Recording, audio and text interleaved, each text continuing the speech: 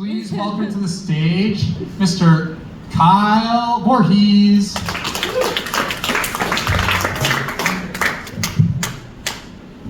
Thanks. It's good to be out of the house. I left 4 kids at home. They're currently identifying as orphans. That's a joke. They have no idea I'm not coming home yet. But it is good to be out because it's like every time I've been home lately, my wife's been treating me like an inmate, just forcing me into situations I don't want to be in. Really sore.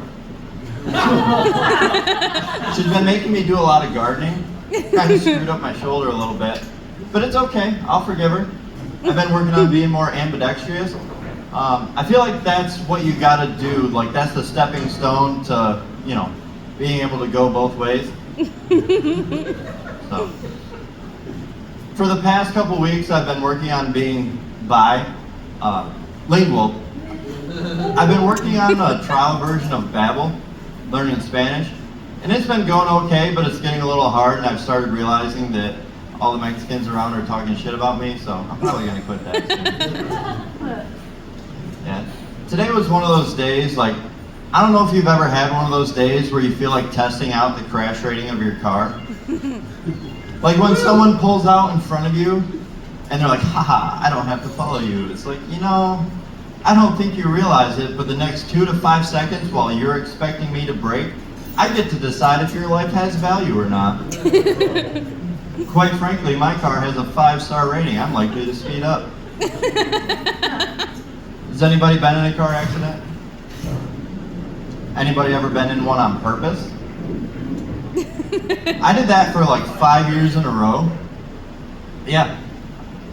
At the state fair, I did rollover competitions. It was a lot of fun. I recommend it if you've never done one. Yeah. You take your car, you put a cage in it, they give you a ramp. They'll even give you points.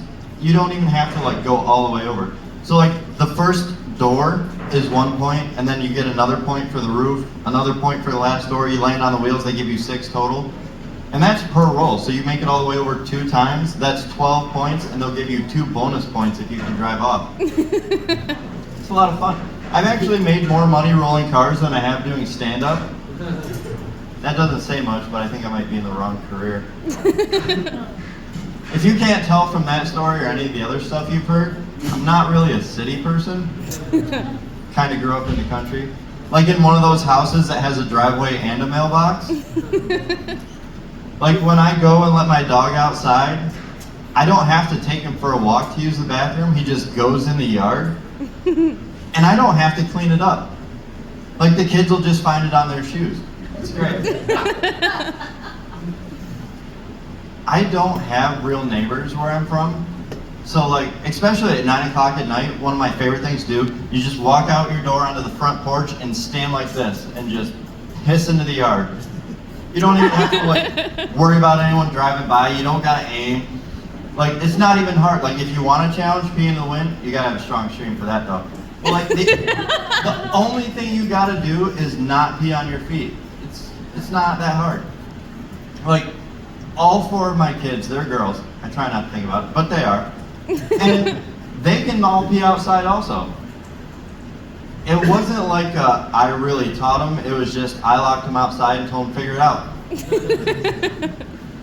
Yeah. But being in the country is a lot different than being in the city. Not everything means the same thing. For instance, when you're in the city and you're like, hey babe, I'm gonna stop and grab dinner. Usually that involves a Wegmans or a restaurant or someplace like that. If I'm on my way home and I call my wife and I'm like, hey babe, I'm gonna stop and grab dinner. She's like, oh cool, what'd you hit? Sometimes it's a deer, sometimes it's a rabbit, occasionally you get a pheasant. Don't knock roadkill till you try it. Obviously some animals you want to stay away from, you can leave the possums and the raccoons there. That's greasy, KFC chicken, but it goes through you like Taco Bell. I promise you don't want that. Recently, I've been able to afford insurance where I now have comprehensive coverage if I hit a deer.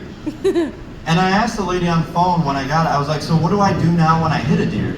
She's like, well, the same thing you always did. I'm like, oh, so I throw it in the back and drive off? She's like, no, you're not supposed to do that. I'm like, well, I haven't had coverage before.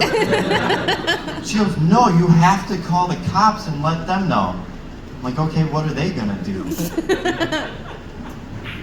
They're like, yeah, they'll file an accident report for you. You file that with us. You take it to a body shop. We fix the damage. I'm like, great. And if there's not any, like, you still have to call, sir. All right, I guess I'll bother you on a work day. But I do have 4 kids at home, and they are all girls. And I don't think they really have respect for me. Like, I've been looking for it, but I haven't found it yet.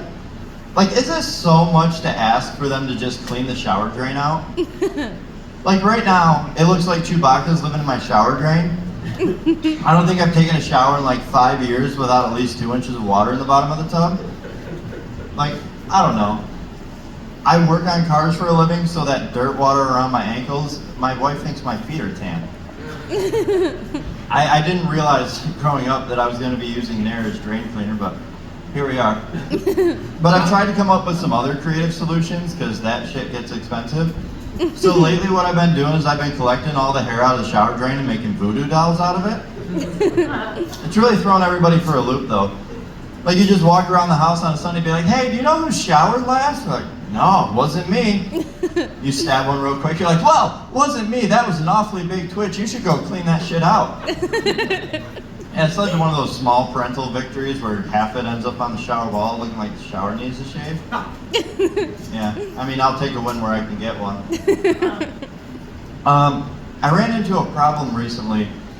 I've got a stalker. Has anybody ever had to deal with a stalker before? Yeah? How do you get rid of them? I moved. Okay. Well, I don't know that that's an option for me. I've been thinking about divorce, but she's not up for it. Yeah, that's true though. My wife did stalk me. That's how we ended up together.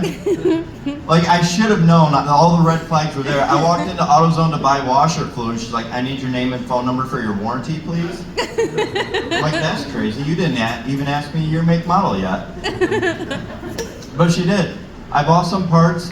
She took my phone number and my name and stalked me.